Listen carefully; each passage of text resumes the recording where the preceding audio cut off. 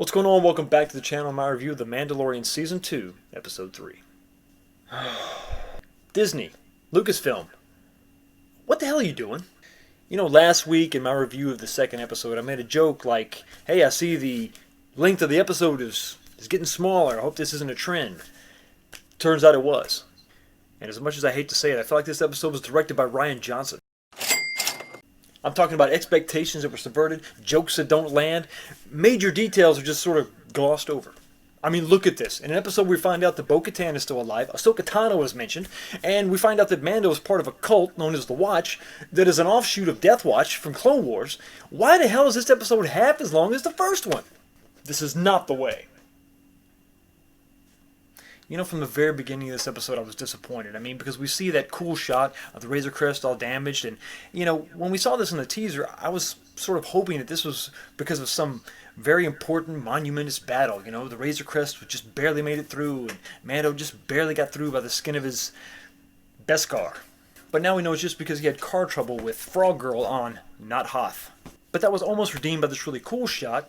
Built a lot of dramatic tension. You know, the Razor Crest is damaged, so it's burning up on re-entry, you know, and they both have to man levers. You know, him and Frog Girl got to work together to keep the ship stable. And then he just barely kisses the landing pad. He's hovering above it. And you think, okay, they made it. You know, now let's just land, right?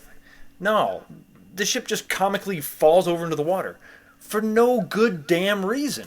It reminded me of when Luke just threw the saber over his shoulder.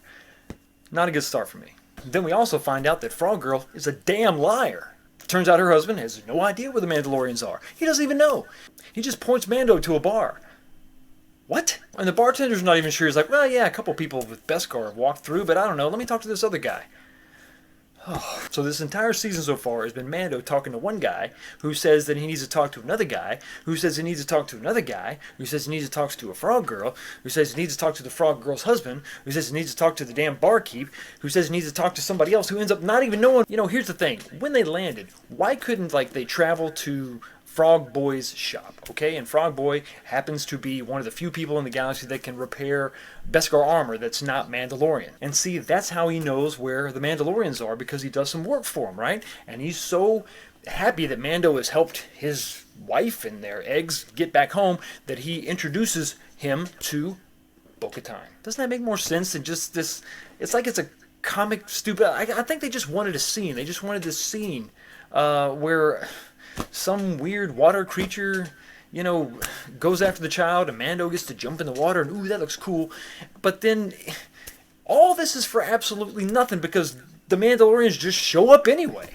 So what was the point of all the misdirection? What was the point of the fake out, you know, oh, Mando's trapped in water, he's going to die. You know, I mean, what was the point of all this? Just to have the Mandalorians show up anyway. And of course, the Mandalorians show up and they rescue him. And then 5 minutes later, guess what happens? Guess what happens? The Mandalorians show up at another location, and they rescue him. Again. So Bo-Katan, played by the awesome Katie Sackhoff, by the way, that was a saving grace. That was really cool. I'm glad to see that she's finally in the Star Wars universe. Now back to the rant. So Bo's like, yeah, I know where a Jedi is, but I'm not going to tell you until you help us with this mission that we could totally do without you. Yeah, it turns out they had this great plan to take over this old Imperial ship, and they really didn't need Mando. I mean, really. Look at the entire episode. If it wasn't for the very end where he does this heroic act and the fact that all the Imperials are stupid, they really didn't need Mando at all. And I understand that they do have a limited budget, and it's obvious they just had the one hallway set to film, you know, all the combat in. But I know that not even Imperial Star Troopers are that bad of a shot. Nobody even gets shot. Nobody gets hurt. Nobody trips. Nobody breaks a nail. Nothing.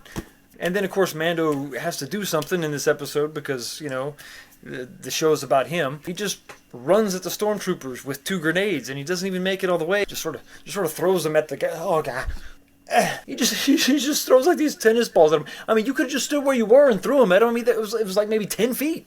So they all make their way to the bridge or the cockpit of the ship, and you know, that's where we see that the Imperial officer has shot the 2 pilots, and he was kind of doing a kamikaze run. You know, he was just going to crash the ship.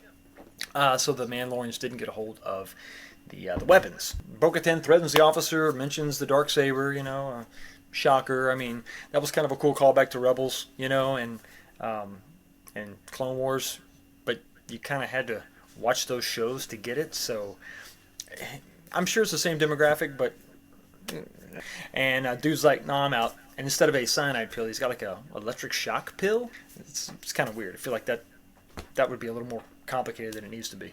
So for all Mando's help, Bo-Katan says, hey, go to this planet and ask for Ahsoka Tano. Tell her I sent you and have a nice day. And then he takes off. It's like, oh, God. I mean, there was so much in this episode that was just glossed over. I mean, even the little ship that they were fighting over was in Rebels. This whole offshoot, this cult that is an offshoot of Death Watch, that's just glossed over. I mean, it's mentioned, straight up mentioned to Mando, and Mando, like, has no follow-up questions for that. You ain't curious, bro?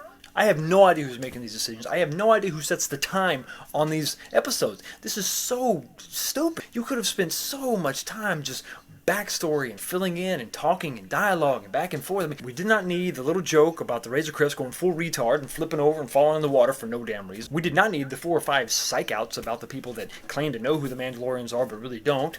We did not need count them, 2 rescues by the Mandalorians, rescuing Mando. And then at the end, it's, okay, Mon Calamari, they repaired his ship. So there's like pirate garb inside the canopy? Why? Why in the hell are there like nets and rope and stuff used to repair his ship? It's like dude went to the Pirates of the Caribbean garage or something. But why in the hell was this episode 35 minutes?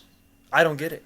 If you're going to spend any time on anything whatsoever, it would have been freaking this. Could have had Mando just straight up meet him, and then we could have a lot of dialogue and exposition about, hey, this is who we are, and this is where we came from, and revealing to him that he's part of Watch, and what does that mean, and talking about all that, and even have some flashbacks. I don't know. Story. Okay, so it's time to rate this thing. I'm going to give it a 4. I mean, I know the special effects are good. I like the fact that we have Bo-Katan. I like the fact that Katie Sackhoff is portraying Bo-Katan. The decisions that are being made in this show are just infuriating. I swear to you, if next week's episode is like 25 minutes, I'm going to lose it.